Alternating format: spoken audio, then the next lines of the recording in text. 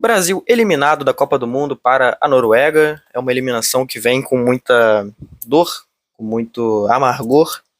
Dá para dizer que decepciona, mas ao mesmo tempo que é uma eliminação merecida pelo que o Brasil fez em campo, principalmente, claro, pelo que o Brasil representou nesse Mundial. Vamos falar sobre isso aqui nesse vídeo, tentar entender o porquê de determinadas situações. Mais importante do que tudo isso, o que fica de recado daqui para frente.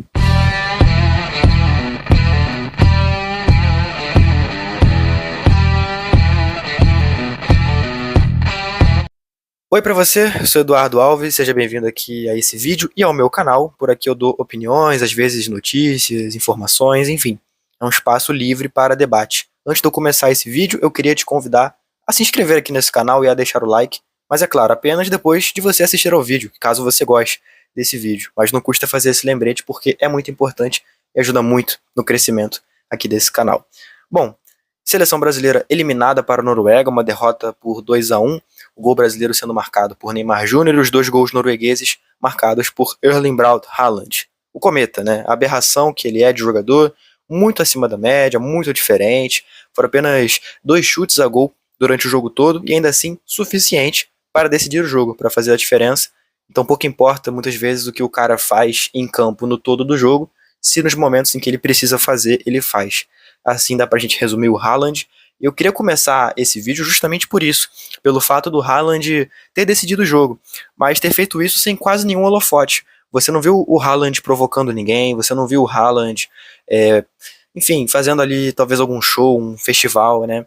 É uma tecla que a gente precisa bater, porque a gente está vendo na nossa frente, né, uma seleção capitaneada por um garoto, né, apenas 25 anos. Não é nenhuma criança, mas pro mundo do futebol um garoto, né? A verdade é essa, não é um veterano, não é um cara experiente, é um garoto. E ainda assim com uma maturidade muito grande de representar a sua seleção, de não colocar vaidade nenhuma acima daquele momento ali de representação da própria seleção, e também de respeito pelo adversário, coisa que não vimos de um dos supostos líderes do Brasil nesse jogo eliminatório. Me refiro a Neymar Júnior. Eu sei que é um tema meio chato, né? Falar do Neymar, porque divide opiniões. Tem quem goste, tem quem desgoste. Eu tô no meio disso. Eu gosto muito do jogador Neymar, gostei, né? Hoje tá bem abaixo do que já foi em algum momento, mas enfim, também não concordo com muitas vezes a crítica tão desleal em cima dele, mas eu acho que hoje ele merece toda e qualquer crítica, principalmente pelo que ele fez nesse aspecto de não liderança, né? Nem de liderança, de não liderança. O Brasil já sofrendo a derrota por 2-0, o Neymar começa a arrumar confusão no jogo, faz falta no Odegaard, toma cartão amarelo, discute com o juiz, no lance seguinte discute com o jogador da Noruega, paralisa o jogo, enfim, vai atrasando o ritmo ali do que poderia tentar ser uma reação brasileira, né? Obviamente muito improvável naquela altura, mas enfim. E aí continua cozinhando o jogo, e continua fazendo aquela catimba, aquela coisa assim, sem noção, sabe? E aí o Brasil ganha o pênalti, né, numa cotovelada que o Casimiro toma, Neymar vai bater, competentemente, né, bate o pênalti muito bem, converte a chance, inclusive fazendo ali uma provocação com o goleiro antes de bater o pênalti, mandando ele escolher o lado, né, aquela coisa assim bem Neymar de ser, e converte. E aí na hora de comemorar, vai lá provocar o goleiro. O Brasil perdendo por 2-1, podendo repor ali a jogada para poder tentar buscar esse gol ali no momento final, e o cara preocupado em provocar o goleiro. Veja que loucura, o goleiro da Noruega, todo respeito ao goleiro, não sei nem o nome dele, não me lembro do nome dele, não prendi na memória o nome dele, tamanha relevância dele. E aí é o cara que é capaz de entrar na cabeça do Neymar. Olha que loucura, o camisa 10 da seleção brasileira para uma Copa do Mundo, supostamente o capitão, né, pelo que tanto, aliás, né, se falava. A pressão para convocar o Neymar foi muito grande, né? A verdade é essa. E o Neymar não correspondeu 1% disso. E não adianta colocar a culpa no Ancelotti. Eu me deparei com um vídeo na manhã, inclusive, desse domingo, né? Dia 5. Uma aberração de vídeo, né? Um influenciador falando que o Ancelotti era culpado pela lesão do Neymar. Olha que loucura. Porque disse que não garantiu o Neymar na Copa do Mundo. E por conta disso, o Neymar jogou mais pressionado. E por conta disso se lesionou. E aí, no caso, então, a culpa é do treinador da seleção brasileira pelo Neymar ter um físico de paçoca. O cara passa anos não se cuidando. Depois de lesões sérias, prefere curtir Isso é notório, isso é noticiado, é público, não é uma opinião, não é um achismo, é um fato, né? Então ele passa anos com essa prática, o tempo cobra o seu preço e a culpa é do treinador. Qual o sentido nisso? Enfim, é impossível ignorar isso. Então eu preferi começar Brasil pelo Neymar, né? Mas, bom, o Brasil não é só isso. O Brasil foi um time competente, sim, durante o jogo. A gente pode falar muito bem, inclusive, de Marquinhos, uma partida muito grande dele, na cobertura da marcação do Haaland, muitas vezes num contra um com o Gabriel Magalhães, com o Casemiro na cobertura, na bola parada o Ryan, normalmente quem estava em cima do Haaland. A verdade é que o Haaland era o grande perigo da Noruega para esse jogo e todo mundo sabia disso. Ainda assim, deixaram o cara sozinho na área para o primeiro gol marcado, né? Literalmente só tinha ele da Noruega na área, deixaram o cara livre, a bola chegou na cabeça dele, ele mandou para dentro da rede. Loucura. Inconsistências do destino. Mas a grande verdade é que o Brasil defensivamente teve mais prós do que contras, né? O Douglas Santos, uma partida não tem muito a questionar, né? A verdade é que sai dessa Copa muito maior do que entrou, mostrando serviço, mostrando valor. Acredito que continue sendo chamado para esse próximo ciclo, sim.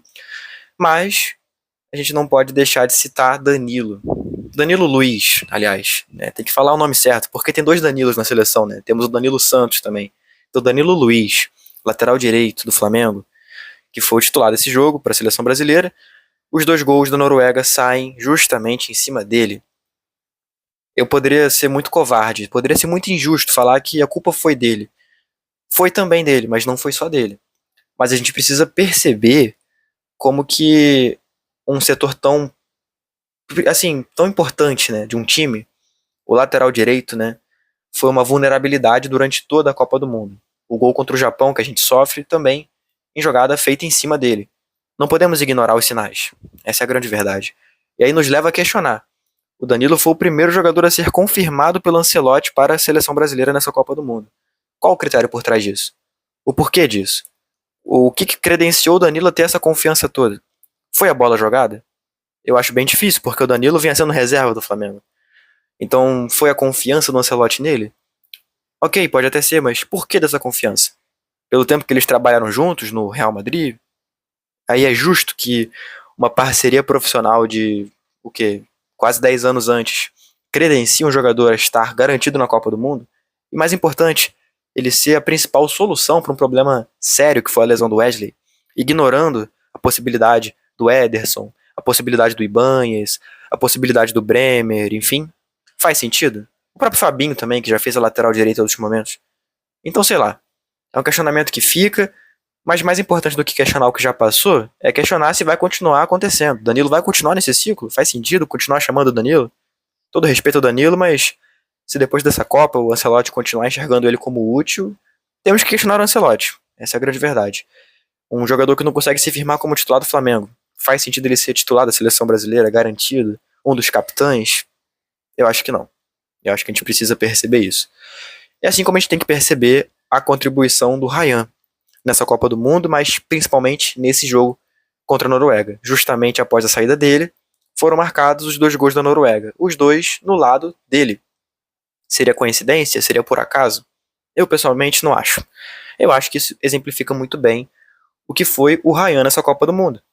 O que foi a capacidade defensiva do Ryan nessa Copa do Mundo. O que foi a contribuição do Ryan nessa Copa do Mundo. Eu acho que nada disso pode ser ignorado. Eu acho que nada disso pode ficar debaixo dos panos. A gente tem que olhar com muito carinho para isso, porque no momento de eliminação vão ser procurados vilões e erroneamente vão apontar para o Ryan, por ter sido um jogador que supostamente não teve coragem de jogar, sendo que na verdade a gente viu um Ryan mais engessado pelo compromisso tático, pela responsabilidade defensiva que ele assumiu nesse jogo e que cumpriu muito bem. O Ryan em campo, o Brasil esteve sólido defensivamente. E por que o Ryan saiu de campo? Porque houve toda uma reconfiguração tática para a entrada do Neymar. Reconfiguração essa que colocou o Endrick na ponta direita. Endrick que não é ponta direita, que não atuou com frequência como ponta direita, e que portanto não tem os trejeitos táticos de um ponta direita, e que portanto foi muito perecível na sua marcação, e aí permitiu que se criasse o lance do gol, do primeiro gol, né, da Noruega, ali no lado esquerdo de ataque. Então é muito preocupante no sentido da dependência, né? O Ryan, na minha opinião, evidencia que a seleção brasileira hoje depende dele. Que sem ele na ponta direita o Brasil piora. O Rafinha, todo respeito ao atleta, a gente sabe das credenciais todas, enfim, um jogadoraço pelo Barcelona, postulante à bola de ouro e tantas outras coisas. Na minha opinião, o Rafinha não consegue preencher tão bem aquela posição como faz o Ryan. Especialmente nesse contraste que fica entre o ponto direito e o ponto esquerda, que no caso é o Vinícius Júnior. Então a gente tem o Vinícius como esse cara que fica mais livre, equilibra mais o jogo pro Vinícius o fato do Ryan ter essa responsabilidade defensiva maior. Permite que o Vinícius ele suba mais, que ele crie mais, que ele ouse mais, que ele tente mais. Então, eu acho que é notório, né? Não acho que deveria ser muito um debate sobre o quão útil foi o Ryan nessa Copa do Mundo. Matheus Cunha, na minha opinião, também sai muito grande dessa Copa, não somente pelos gols, mas também pela participação, pela atuação dele. Muita gente questionava, não levava a sério. Foi até uma dúvida pelo próprio Ancelotti, né? Porque inicia a Copa com o Igor Thiago, mas aí o Matheus ele rapidamente assume essa vaga e não deixa muita dúvida. Na minha opinião, se garante, né, nesse ciclo aí, torna-se uma certeza, e se não acontecer nenhuma catástrofe, a gente pode dizer que o Matheus deve estar na Copa de 2030. Por falar em Igor Thiago, talvez a grande decepção, né, daqueles que a gente viu em campo nos amistosos pré-Copa, havia deixado boa impressão pela característica dele e tudo mais, e, enfim, foi descartado cabalmente durante a Copa, portanto, evidenciando que não atingiu o nível esperado ali pela comissão técnica, e nesse sentido, enfim, não provou seu valor nesse palco que foi o Mundial. Lucas Paquetá foi uma triste lesão, evidenciada a importância que ele tinha para esse time, né? Visto que o Brasil teve sim dificuldades de encontrar soluções pelo centro do campo desde que ele saiu, né, na lesão contra o Japão, ao mesmo tempo em que a gente percebeu que o Brasil talvez atue melhor sem esse meio-campista fixo. A gente tendo um meio-campo mais móvel, mais capaz de produzir com e sem bola, né? Eu acho que o Brasil ganha. Aliás, ganhou muito, né? Tanto que a reação contra o Japão vem a partir dessa modificação tática. E o grande momento do Brasil contra a Noruega vem a partir dessa forma tática também. O Brasil ele fica vulnerável quando abre mão dessa forma tática, né? Quando traz o Neymar para ser esse segundo atacante, quase como um meio atacante, de fato. Então, importante perceber que sim, o Paquetá é importante para a seleção. Não acho que mereça ser descartado desse ciclo, mas um tipo de jogo que priorize ele como esse meia mais pensador, que cadencie mais a partida, talvez não seja o melhor para a seleção brasileira. Casemiro, precisamos falar sobre. Que decepção foi a Copa do Mundo dele. Além do gol decisivo contra o Japão, que obviamente eleva um pouco o moral dele, mas não dá para ignorar o que foi o todo da Copa. Muito abaixo da crítica, muito abaixo da pedida. Um jogador multicampeão, um jogador que inclusive esteve em determinado momento como capitão da seleção brasileira nesse último ciclo. Que tem uma importância moral, mas também técnica, tática muito grande, e que decepcionou. Que seja a última Copa do Casemiro, porque, desculpa, mas não dá. É um jogador que compromete mais do que ajuda. Essa é a grande verdade. O Casemiro hoje, ele é mais problema do que solução, e não podemos normalizar isso. Não podemos fingir que isso não acontece. É uma decepção muito grande, talvez a decepção da seleção brasileira nessa Copa do Mundo. E falando dos titulares, apenas para não deixar passar batido aqui, o Alisson, que na minha opinião faz uma Copa honesta. O gol marcado pelo Haaland, né, o segundo gol de fora da área, longe de ser uma falha dele. A bola vai totalmente no canto, não havia o que ser feito. O tempo de reação não teria como ser mais rápido do que foi. Até pelo efeito do inesperado, né, no chute. Esperava-se que fosse ter uma combatividade maior da zaga. Então acho que o Alisson confiou demais na própria zaga e não tinha muito o que fazer realmente. Né, eu acho que também não tinha como esperar tanto aquele chute. Enfim, na minha opinião, passa batido. Vindo de lesão, né? Disputa uma Copa vindo de lesão, acho que isso tem muito valor. Dificilmente não vai estar no próximo ciclo, né, na próxima Copa. Se estiver saudável para isso, eu acho que chega firme inteiro. Mas, obviamente, que pensando em renovação, né, seria muito bacana ver um outro goleiro surgindo, no nível do Alisson. Então, torço por isso. Hoje não vejo nenhum nome despontando nesse sentido, mas que esse nome surja durante o ciclo e conquiste a vaga, porque faria muito bem ao Brasil. E das opções que o Brasil teve aí durante a Copa, a gente não pode ignorar o Gabriel Martinelli, que foi inclusive titular nesse jogo, né? Como meio-campista, se redescobriu nessa função, muito interessante, como um segundo volante ali, né? Muito interessante, não esperava, nunca tinha visto essa versão do Martinelli, né? Sempre vi ele como aquele ponta mais marcador de lateral, né? Mas, enfim, mostrou uma versão dele que acho que nem os torcedores do Arsenal conheciam. Então, um mérito tático do Ancelotti. Brasil vinha bem no jogo quando tinha o Martinelli nessa posição, justamente perdeu força quando perdeu ele nessa posição. Então, para o próximo ciclo é uma observação a ser feita, né? O Martinelli como esse cara ali pelo meio, por dentro, vira uma opção, né? É uma posição carente. Então, quanto mais opções surgirem, melhor. Falar do Luiz Henrique, que não foi utilizado na Copa praticamente, né? Teve apenas 5 minutos em campo, muito pouco, pelo jogador que ele é, né? Por tudo que ele contribuiu no ciclo. Sempre que entrou, entregou, então muito inesperado. Dos que também entraram pouco em campo, Ibanez, Alexandro, acho que passam batido, não ajudaram nem atrapalharam, mas também não achei nenhuma injustiça, enfim. Fabinho, pouquíssimo utilizado pelo que ele jogou de futebol, defendo que poderia ter sido titular da seleção nessa reta final agora de mata-mata, né? Casemiro, apesar do gol contra o Japão, deixou muito a desejar no todo do jogo, assim, então acho que Fabinho poderia ter sido mais utilizado, mostrou que tem valor mesmo por estar na Arábia, né, que gera uma certa desconfiança, mas tem valor. Ederson, que foi convocado na vaga do Wesley, né? Que também, para mim, mostrou valor, apesar de ter sido subutilizado. Então, acho que não podemos ignorar isso. E eu falei que tinha acabado os titulares, mas eu não falei do Bruno Guimarães, né? O Bruno Guimarães que fez uma grande Copa, cara. Garçom da Copa, inclusive, nesse momento que eu falo. Não foi superado por ninguém ainda, mas deve ser, naturalmente. Tem mais 3 fases aí pela frente. Uma grande Copa feita por ele. Não vai ser o pênalti perdido ali que vai apagar isso. E por falar nesse pênalti, não poder deixar de falar aqui que muito mérito do Vinícius, né? Demérito, aliás, do Vinícius. Tinha que ter sido o cara para pegar a bola e bater. O Ancelotti disse que essa decisão de escolha de batedor ali foi por conta do aproveitamento em clubes, em treino, enfim. O Bruno Guimarães ele foi para aquela batida ali com apenas 3 vezes que ele bateu o pênalti na carreira dele. Naturalmente ele vai ter um aproveitamento maior do que o Vinícius, que por ser atacante já bateu muito mais vezes do que isso. Então, para mim não é um argumento que vai ser engolido. Sinceramente, o Vinícius era para ter pego essa bola e batido, e com certeza teria batido melhor do que o Bruno bateu.